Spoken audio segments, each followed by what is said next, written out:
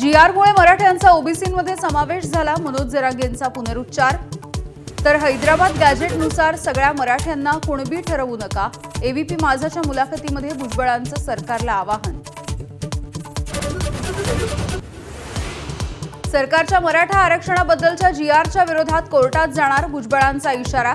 तर कोर्टात काही झाल्यास मंडल आयोगालाच चॅलेंज करू, जरांगेंचा पलटवार.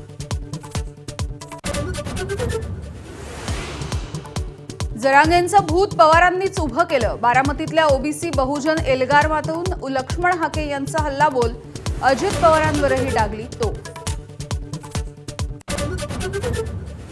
महिला पोलीस अधिकाऱ्याला धमकीच्या व्हायरल व्हिडिओवरती अजित पवारांचं स्पष्टीकरण.